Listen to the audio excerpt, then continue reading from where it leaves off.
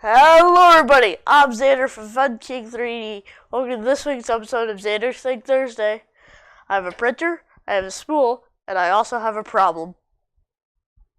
Xander's Thing Thursday, hey, bringing 3D printed things every single Thursday. It's Xander's Thing Thursday, yeah, Xander's Thing Thursday.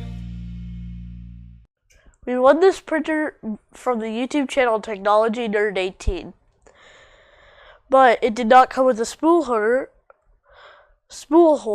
so my dad told me to fix that. I found this one on Thingiverse made by Toys, and there will be a link to it in the description. Take your two halves and slide them over the black metal.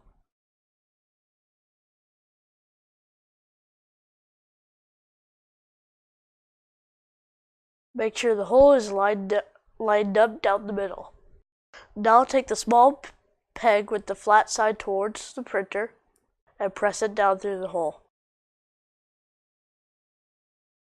Add the spool spindle, and you're done.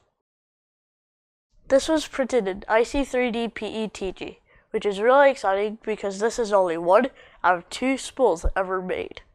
This was printed with a 260-degree nozzle, a 90-degree bed, and 0.2 layer height. This filament is water clear, but the spool holder almost looks white due to the 40% infill. Thank you for tuning in to this week's episode of Xander's Thing Thursday. If you like what I'm doing, please subscribe and ring the bell for notifications. A thumbs up is always appreciated as well. Until next week, as always, print on. Hey everybody, so the right eye said to the left eye, between you and me, something smells.